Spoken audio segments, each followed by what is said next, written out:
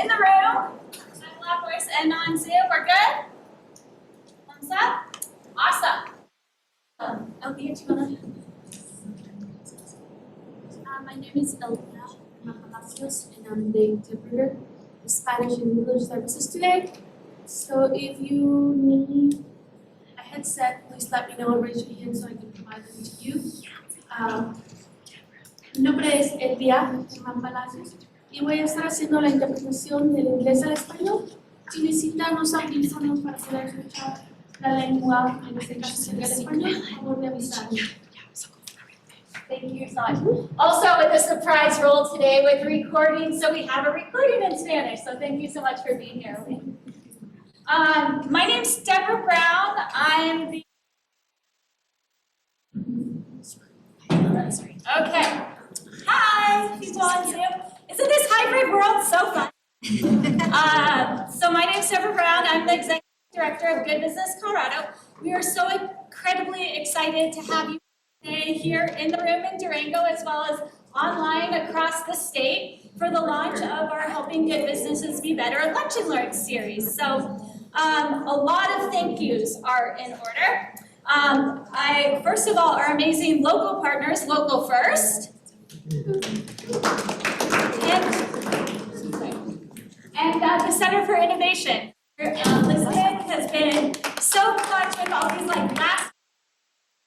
And our partners at Local First, Louise and Sarah and Emily couldn't be here, but we've been partnering for a couple years, 3 years now, and it's just been so incredible to really provide that avenue for business owners in La Plata County to know what's going on and to have an impact on state and federal policy, and for us to really get a sense of what's going on here in La Plata County.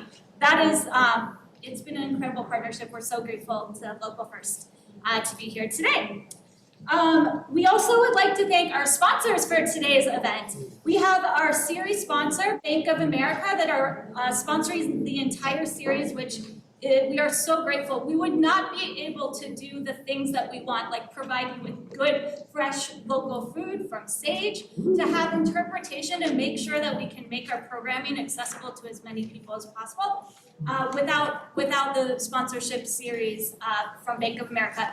And for this particular event, we have Alpine Bank as the presenting sponsor, which is so incredibly meaningful because I'm sure everyone here has some relationship with Alpine Bank because they are so invested in the communities where they are.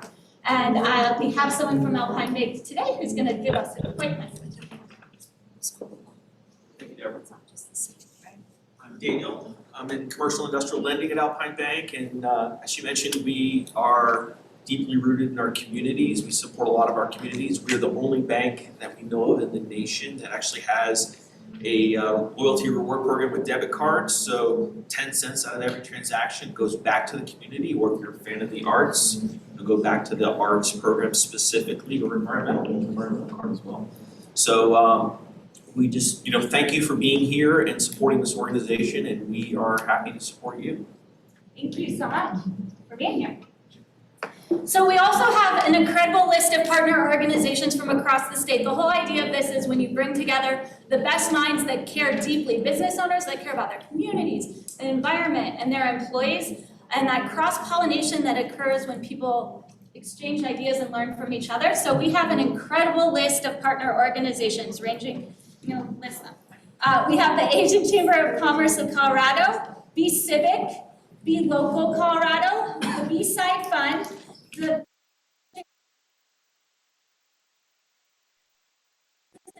District, the Colorado Black Chamber of Commerce, the Colorado Women's Chamber of Commerce, the Denver Economic Development and Opportunity, Downtown Colorado Inc., the Downtown Development Authority in Fort Collins, Downtown Grand Junction, Entrepreneurship for All, Energize Colorado, the Greater Pueblo Chamber, Local First, the Logan County Economic Development Corporation, Metro Deep, the North Metro Denver SBDC, Partnership for Community Action, the Pueblo Latino Chamber of Commerce, Rocky Mountain Microfinance Institute, the Salida Chamber of Commerce, Small Business Majority, Social Venture Partners, Startup Colorado, the Sustainable Living Association, the Alliance Center, the American Sustainable Business Network, the Commons, the Latino Chamber of Boulder County, and World Trade Center Denver. So those are all really great organizations serving business owners across the state. When you registered, you hopefully had an opportunity to join any of the lists that you're interested in learning more about. And also at the end, we have a survey. It is super important. This series was picked by our members and by the businesses affiliated with our partner organizations based on the feedback we received. So if you want to have an impact on not only the content we do for our next Lunch and Learn series, but also the policy work we do, please take the time to take a couple minutes to do the survey. And then also the great GPC team, I'm really excited to announce we have the best team. They're incredible. So Jason, our Director of Membership.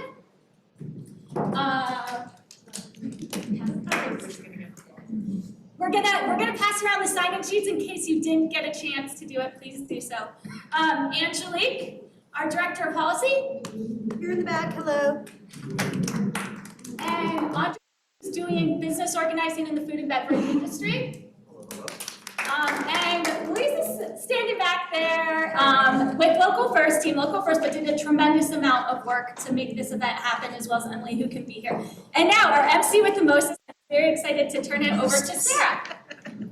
Hi, everyone. Sarah Tober here with Local First Foundation, representing Local First today. And I'm here with our illustrious we've got Laurie Dixon with Ford Corp, who is the executive director of Ford Corp. We've got Cynthia Stewart, who's the owner of Jane's Ranch Grill, delicious food. And then Monique DiGiorgio, almost needs no introduction, the managing member of Table to Farm Compost. And then we have two panelists that we will also hear from online, and that's Bill Morris, the founder of Blue Star Recyclers, and we have William Loopesko, co-founder, chief technology officer for Aclymate, which is a really cool organization focused on carbon credits. So everyone must not only own or run a organization around this topic of sustainability, but they are also involved in the community or statewide organization in another way as well. For instance, Monique is on the board of Colorado Recycles as well. So these are folks that are not only spearheading in the industry, but are experts here locally. So we're so grateful to have them here today to talk about their organization and how we can all save the world. Yeah, deal. No big deal. Just happy to do that. So we're going to go around and give each panelist 4 minutes to talk about their organization and to talk about what they're doing to save Durango. Okay, so we'll go ahead and start with Bill Morris. That's how we had it on the agenda. Is that okay? All right. So we're going to start with Bill Morris, the founder of Blue Star Recyclers. Hi. Good afternoon. Can everyone hear me? Yeah. Are we all set? All right. I wish I could be there in Durango with you. The cost to fill up my gas tank might take a second mortgage, so I'm not. So I'll have to sit here in my living room in Palmer Lake. But basically, real quick, Blue Star Recyclers. Are we using the slides, by the way? There was supposed to be a couple slides. Yes. I think you were going to share your screen for your slides if you have those. Oh, okay. Feel free to share your screen and we'll be able to see that for you. If not, we've got the slides in there. We just won't be able to see. Yeah, I can do it. Thank you.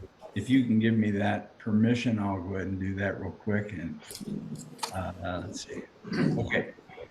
Can everyone see that okay?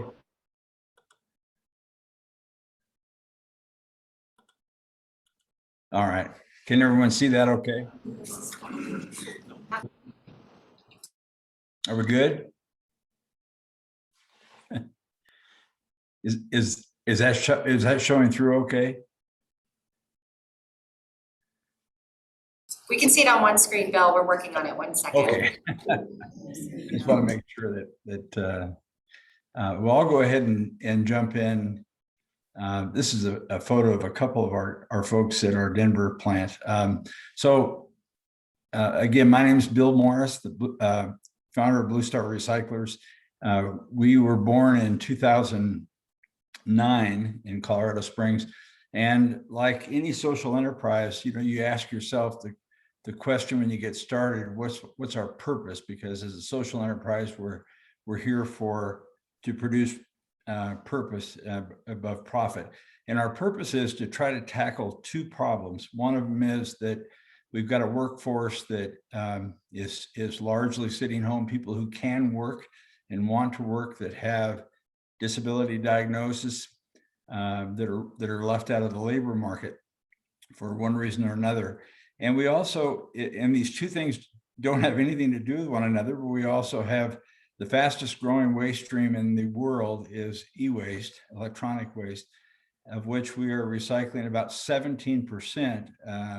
And that dial hasn't moved much. So these are two problems that we wanted to tackle. And the way we would do that is to create an organization that would recycle electronics as a way to create jobs for people with disabilities. That's Mr. Dominic Dunbar, employee number 6 back in 2009. We're very fortunate to be able to produce measurable impact. Most nonprofits and even a lot of for-profit social enterprises have to rely upon anecdotal and survey data, and we're really fortunate to be able to hit environmental, social, and economic impact really heavy. And if you think about this as sort of that recycling wheel, we just crossed 33 million pounds of electronic waste that we've recycled. Every pound of e-waste recycled produces 1.4 pounds of CO2 reduction or CO2 emission reductions. And then we divert toxics that are in e-waste as well. And then by doing that, we've been able to put 50 people with a diagnosed disability to work, autism and other neurodiverse folks. And then economically, this is really, really important to us that we've paid our own way. We've produced $22 million in earned income. And if you know anything about social return on investment, it's a study that they can do for you. The National Institute for Social Impact came in and took a year to measure the fact, what happens when people with disabilities go to work? The average Blue Star employee produces $49,000 a year of taxpayer savings and economic impact. So when you recycle something with us, it's just one win after another, and it really is across the board. So we're very fortunate. The most important slide and the last slide is about our workforce, because they are the story. They are the reason we've grown to 5 locations nationally, and we're thriving in an industry that's very difficult.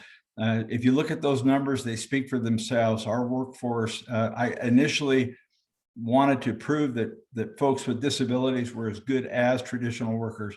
And after 13 years, they have distinguished themselves as being superior to just about any other workforce there is when it comes to this kind of work. So our story is their story, and I'm grateful to be able to share it with you. Thank you.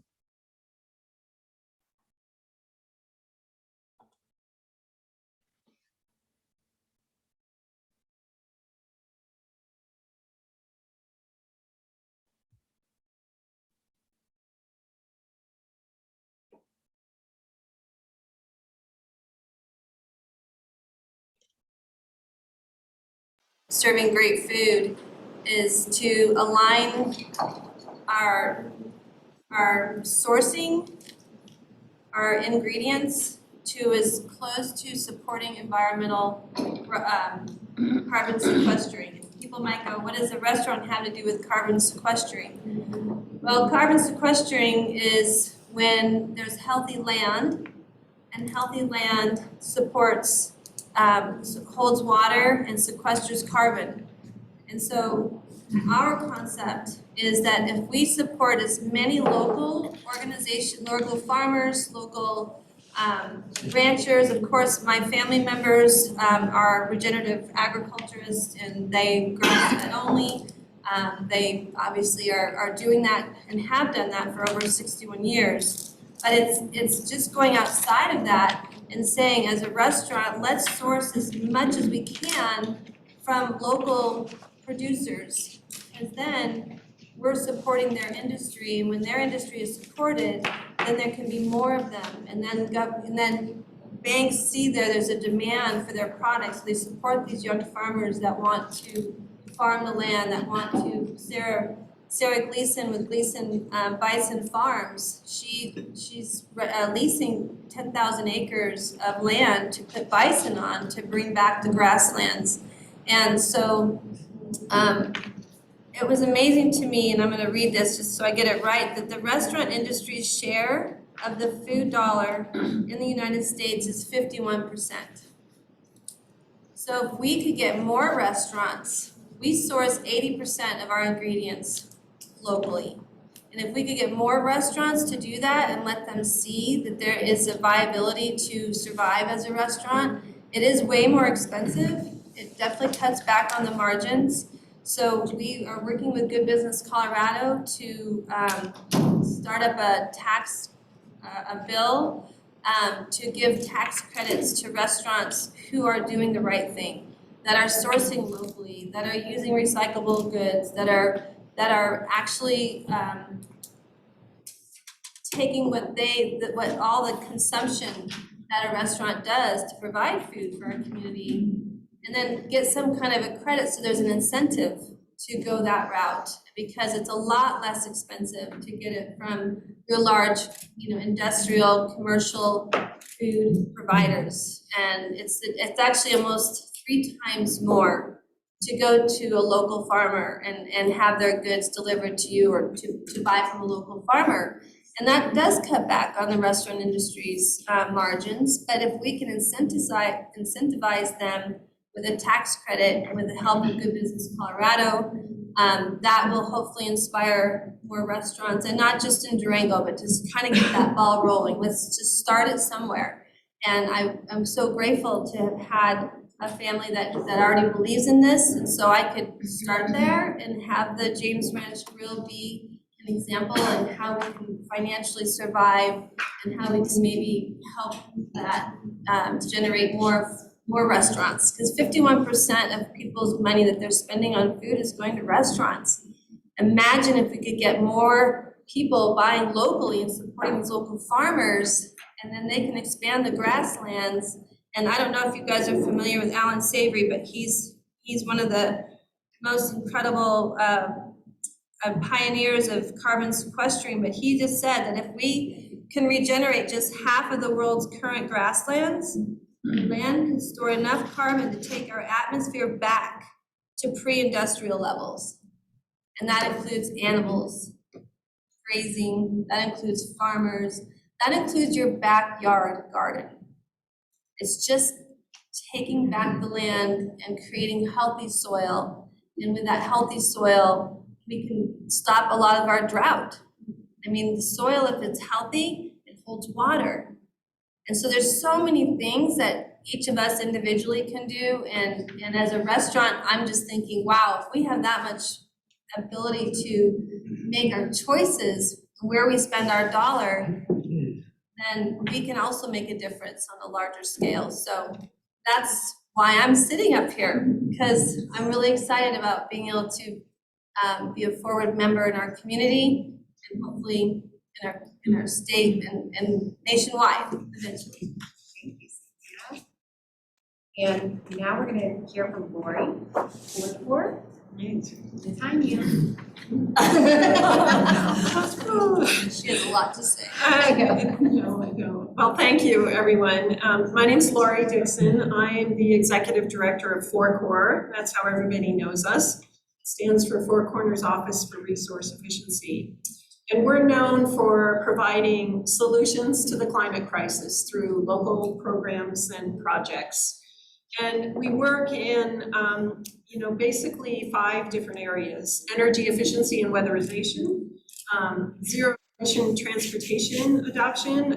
You may have seen the front page article in the Herald today about our work on electric vehicles and EV infrastructure. Water conservation, we just received a grant from the Colorado Water Conservation Board for the development of gray water reuse for La Plata County. So we will be developing the codes and the permitting process so that we can reuse gray water. We are also known for some of our renewable energy installation projects and beneficial electrification. We are installing with La Plata Electric Association 20 hybrid water heaters for income qualified residents at Animas View Drive Mobile Home Park, which some of you may have heard about recently, being able to acquire ownership of that. It's pretty exciting. We'll be saving a lot of energy and reducing the carbon footprint of those residents. And probably most interesting to this group is our new Green Business Certification Program. We have support from the city of Durango. Marty is here. Thank you, Marty. And so this regional green business certification and carbon offset source reduction program will provide basically a coaching service that results in a certification and awards to businesses. And it's with the goal of reducing greenhouse gas emissions, cost savings for operations, energy efficiency installations. And obviously completing the certification, what we have developed is a whole system that is going to reduce improve indoor air quality and reduce a business's carbon footprint. And also hopefully determine the carbon footprint of a business so that they could then offset their carbon footprint through our Four Corners Carbon Offset Fund. So they're uniquely linked, and each business has the opportunity to kind of choose the different sections that apply to a business. We're working with Zach right now from Desert Sun Coffee as our beta. He's our guinea pig for the first round, but we expect to have many more in the coming year, and we're actually working on a pretty big grant right now with the EPA to hopefully support the green business certification. But it will cover climate, transportation, materials production, materials waste, toxins, air quality, water use, building construction, community and social equity is going to be a big part of it too. And there are different certification levels. So I'd love to tell any business owner more about that particular program and how it's unfolding as we speak. So that gives you, how do I do? You did great. How do I do in my 4 minutes? And if you want more detailed information too, I have some handouts. And I bet we'll dive into it a little bit more during the Q&A too. Okay. And then we want to hear from Monique. Hi, Monique DiGiorgio. I'm co-owner of Table to Farm Compost, which is an LLC, not a nonprofit. And I've spent most of my life working in nonprofits and have now made that jump to being a business owner. And I strongly believe that business can and should be a force for good. And whether your business has an environmental mission like ours does or doesn't, the power of the industry in business to move the needle on environmental issues is huge. And I'm doing what I'm doing because I believe that. And yes, nonprofits as well, but I think sometimes we don't think of business as the place where we can see change. And for us at Table to Farm Compost, that's what we're doing every day. We wake up, we are climate activists. We spent a long time coming up with our mission, so I'm gonna tell you what it is, and it's kind of similar to what Sarah was talking about earlier, but we work every day to recycle food waste into compost to save the planet. We talked a long time about that last piece because it seems a little, audacious. But that's what we should all be trying to do, whether you're Alpine Bank or your Table to Farm Compost. So we feel grateful and pleased that we get to do that every day. One really interesting thing about our business is that it's a circular economic model. So many compost facilities across the state, either a business is a hauler, they're picking up the food scraps, but generally they're making compost. So we're homegrown right here in Loopesko County. We're on a farm out by the Florida River at Elmore's Corner. And we not only pick up the food scraps at your doorstep or at your business, bring it to the farm. We manage what is a natural process, which is called composting, with carbon materials and nitrogen materials. And we make an organic amendment to soil that Cynthia and other farmers can put on their land. In fact, we've sold at this point, I think 400 or 500 cubic yards to farmers from Mancos all the way to Durango to increase that organic matter in the soil, sequester carbon, and grow food. So we go from the banana, in your green bucket to the compost on the ground. And we're really proud of that. And I think that that circular economic model could be more what we do as a business community, not only because, quite frankly, it makes sense for us as a business, but it's also the right thing to do for the planet. We have 600 customers right now. We have a public-private partnership with the city of Durango, pointing over at Marty, because there are 5,200 households in Durango. So yeah, 600 customers is awesome, but it's not 5,000. So we'd like it to be more, although we are, actually, I'm gonna read some numbers to you. Even at the 600 customers, including commercial operations like SCA, we pick up their beer mash, we are diverting a lot of food waste. And a few little things to think about, maybe as an individual versus a business, 30 to 40% of your quote waste is organic matter that can be created into compost. And when you start pulling that out of your waste stream, it's incredible to see what little trash that you have. So currently we're diverting around 1,200 tons a year of nitrogen food scraps. That reduces carbon dioxide by about 744 metric tons. We did this interesting demo where we looked at a plant in Iceland that's actually taking carbon out of the atmosphere. It's costing $15 million to build, and they're gonna sequester 4,000 metric tons a year. Right now, with our little 600 customers, we're at about a fifth of that. And if we signed up every single person in the city of Durango, we might as well have just built a $15 million plant here. So let's do it, okay? And I can thank Taylor for that. So my business partner, Taylor Hansen, is always the data guy. And he was just thinking about, like, how are we making an impact? And he came up with this Iceland plan. It's like, man, it is really huge what you can do with every green bucket.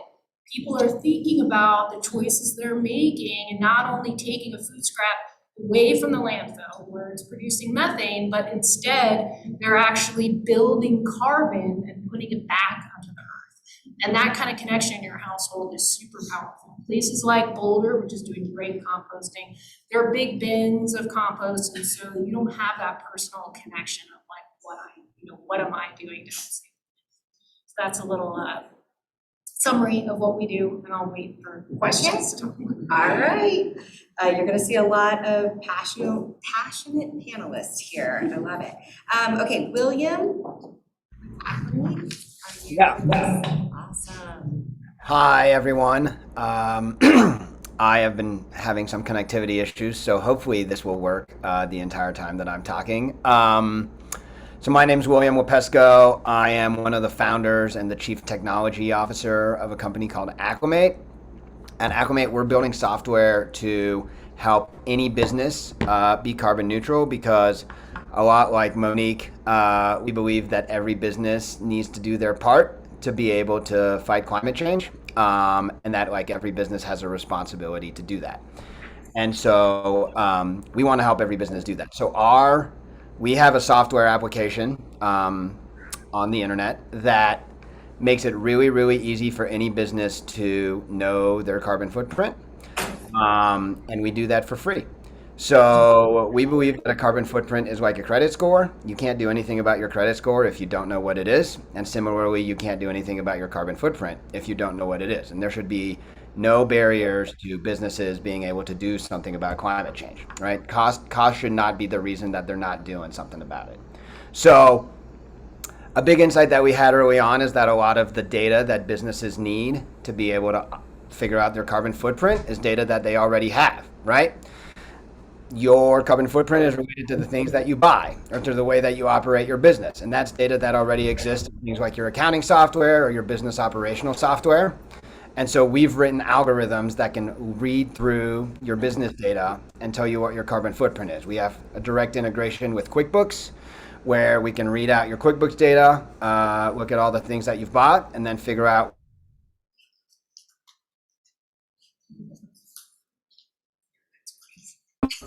So after that, am I still there? It looks like I froze for a second.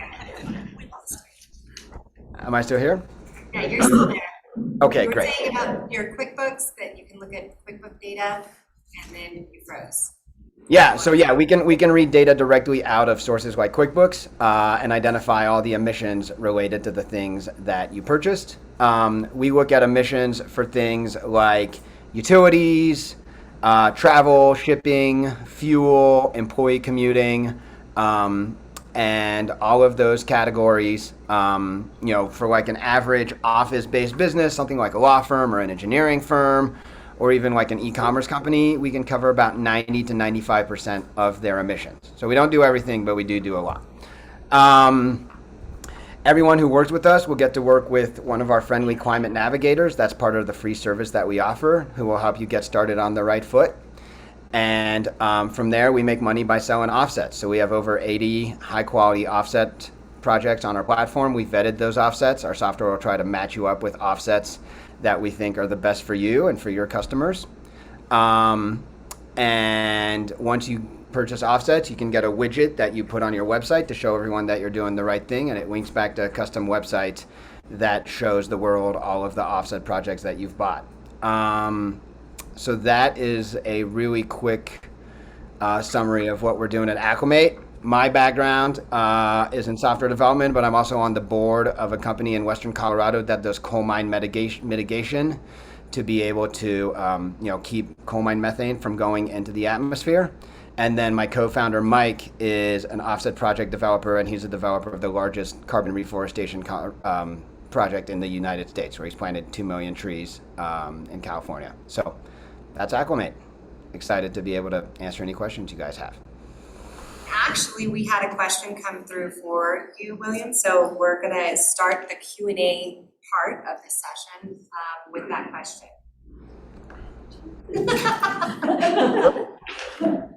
Very short memory. Is there a way to manually input this data, and is it available in other languages? It is not yet available in other languages other than English. And yes, you can manually input all of the data if you would like. So we give you lots of different options for getting the data in there.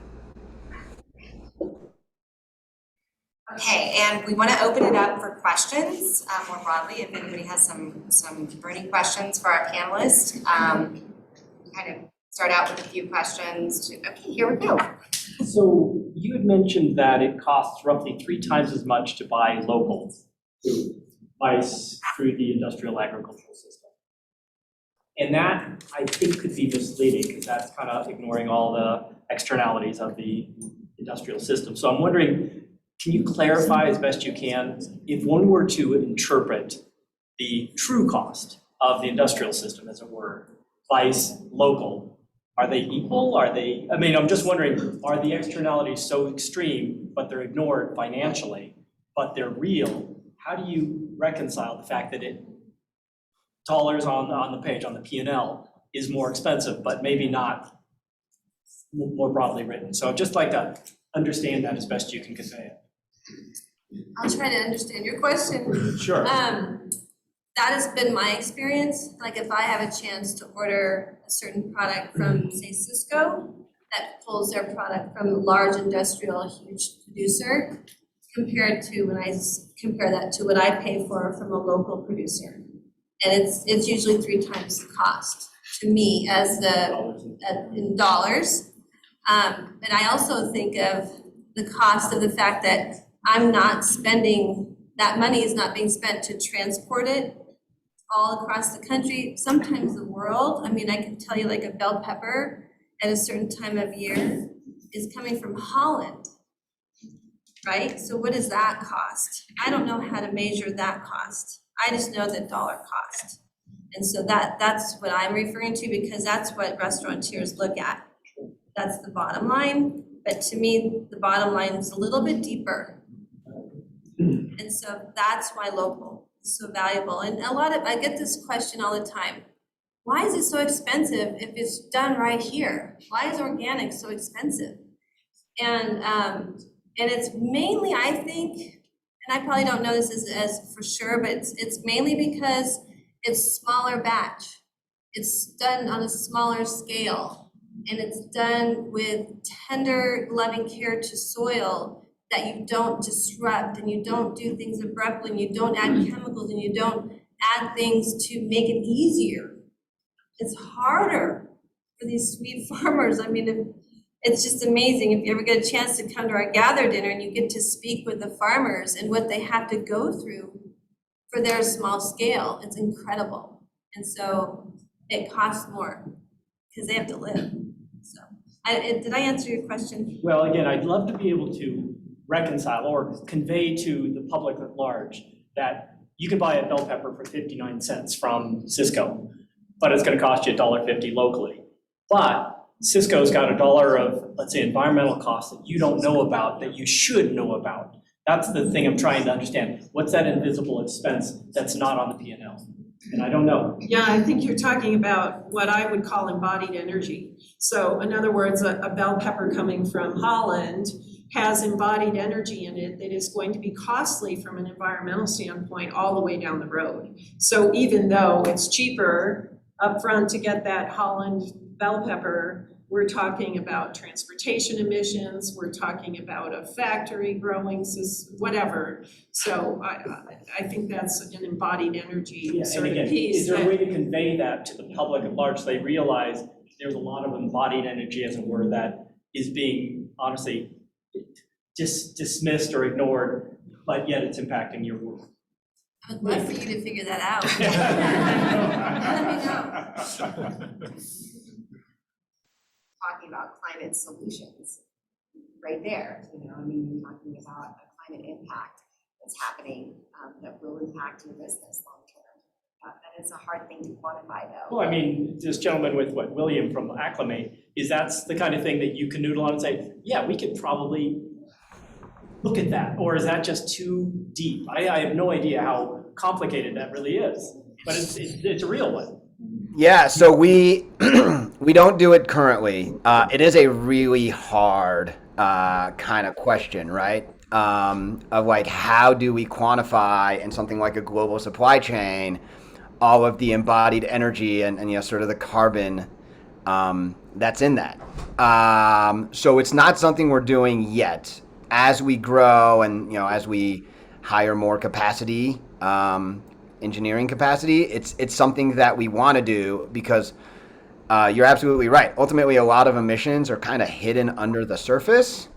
And in order to really be truly accounting for all of the carbon that is out there, we need to be able to understand all of that. But it's a really, really hard, technical engineering problem to solve. There's no easy way to do it.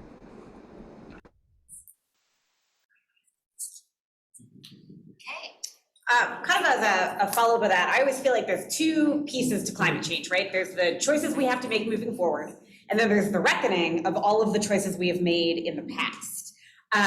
So things like, how do you safely dispose of electronic waste and dismantle it in a way that is not toxic to the people who are working on it? How do you handle old pesticides on farms as you make a just transition out of monoagriculture? So kind of what are your thoughts on how to both deal with those two almost conflicting pieces in some ways, where you have to find a path forward, but then we still have, I just bought a farm in Delta and I have nowhere to dispose of hazardous waste. So it's gonna sit on my farm in Delta forever.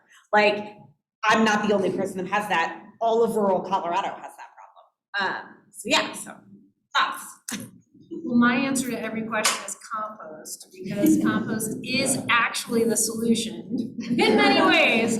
I mean, it sounds crazy, but the more that I work in this kind of area, it comes around to what we put in our soil. So I was thinking as you were talking, that, and I was also thinking about this question of cost, the flip side of that is quality, right? So if you're paying more for something, what kind of nutrients does that bell pepper that was grown right here have versus the one that came all the way from Holland? Is my body gonna feel so much better when I eat, fruits and veggies that come off our local farmers' lands?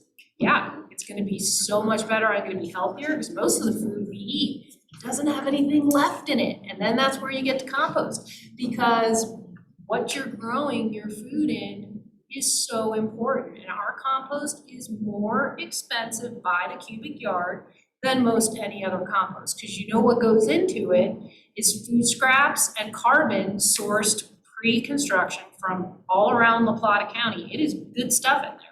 And then when we manage the process, the compost process, I don't know if most folks realize this, but this gets to your question, I'm coming back to it, is that I'm actually a farmer of microorganisms. So I consider myself a farmer. That sounds crazy, but I'm out there working in the dirt, because you know what? When I get my microscope out, I can see all of the bacteria and fungi that are living in the compost. What breaks it down? It's not magic.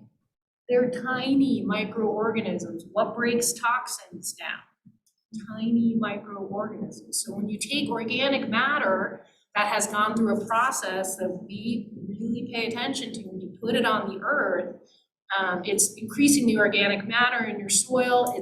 If you're doing it right, now you're introducing all these microorganisms into the earth that are gonna break down toxins. They're gonna take any compaction that's going on in your soil, and they're gonna break everything down, and it's gonna grow really healthy, good food that's gonna be a lot better for you. So the answer is compost. I'd like to comment that compost isn't the answer for everything. Almost. No, almost. Source reduction. I mean, we have to start with source reduction.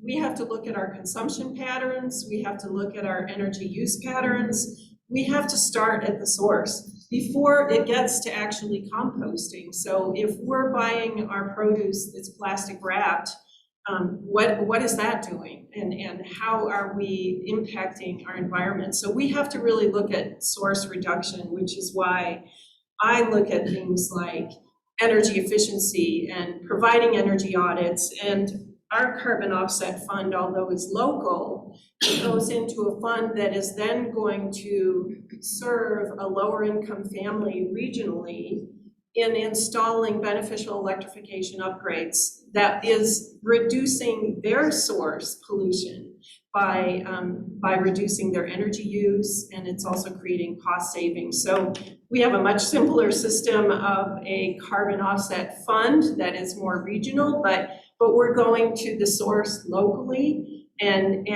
that I think is key, not only to compost what we have to get rid of, but to not create as much to begin with. So all of the above. They're all good answers.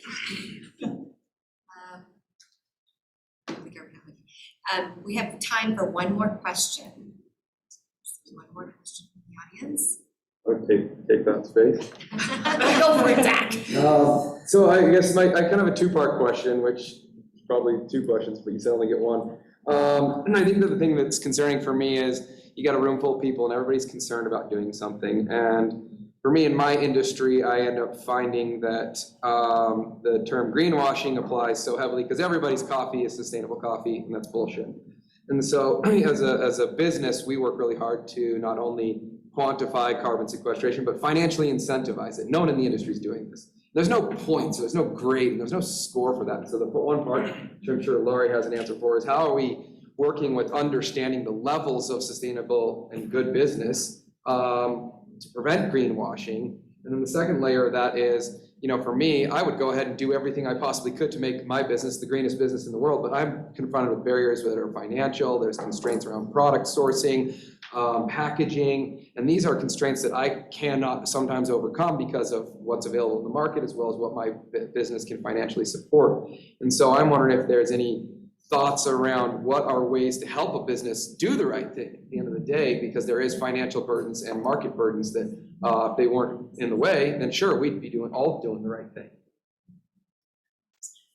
what I want to share with you on that, and I feel your pain with that, because for those of us that are trying to do the right thing with the right packaging, with the right this or that, like I buy compostable trash bags because I'm trying to get whatever's inside of there to compost, but you can't when you surround it in a non-compostable trash bag.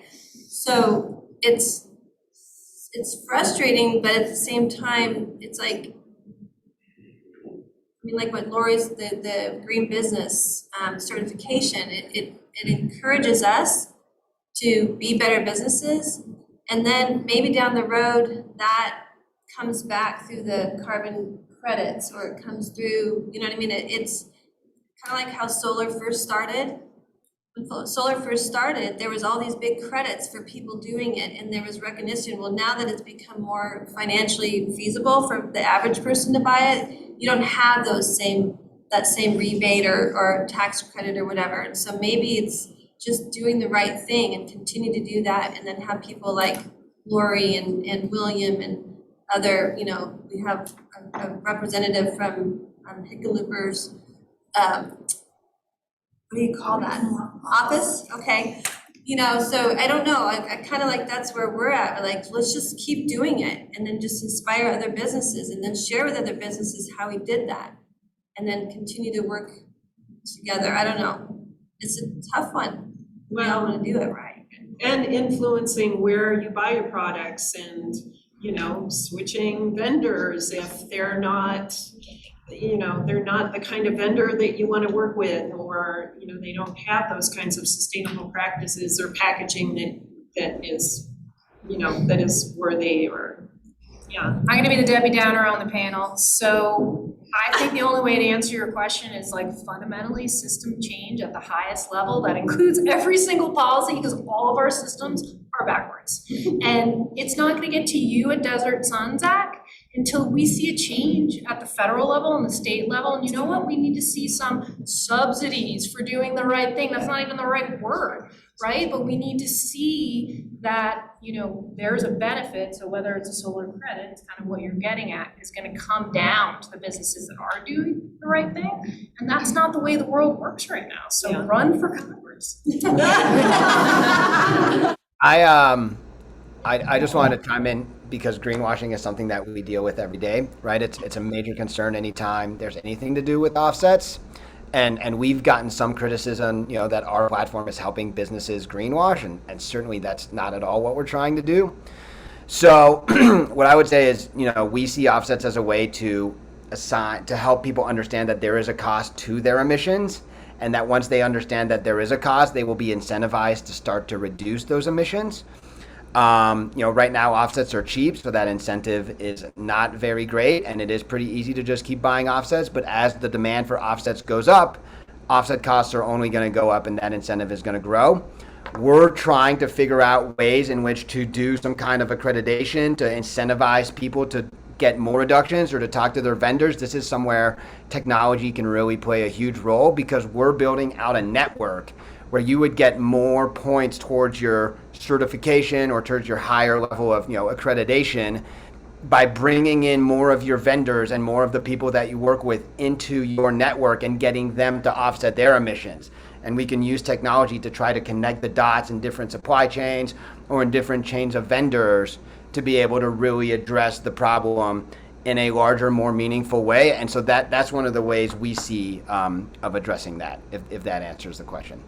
That's great, William. Thank you so much. We have two other questions that have come through, and I think we can answer them pretty quickly. We're going to speed test real quick. For the composting organization, how do you address contaminated items you find in compost waste you receive? I love that question. We don't let you put it in the bucket, and if you do, I give you a first phone call and I say, thank you so much for being a customer. We can't take your trash. And by the way, in Boulder, they're having a huge contamination issue because people don't have their own personal green buckets that they are accountable for. I will call you. It's just a big container, right? So we have a whole system here that really helps. We don't have that much contamination. That's pretty great. That's awesome.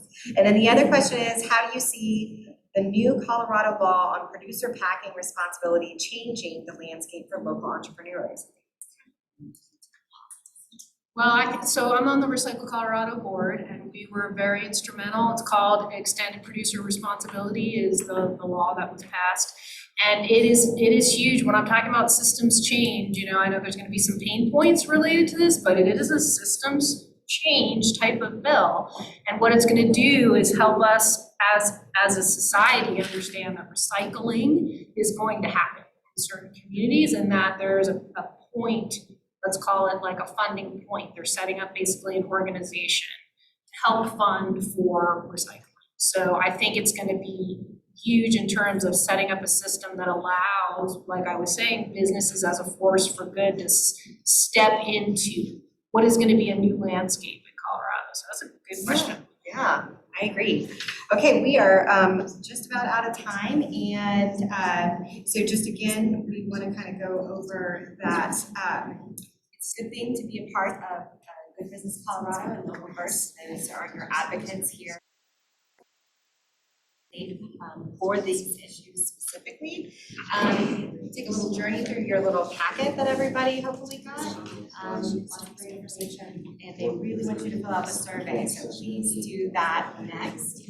And then this is just goals right here. Reese made an incredible resource for everyone of the different sustainable organizations and businesses that you can tap into as a resource organization. So there's a QR code here for all the interactive to very easily click through these resources.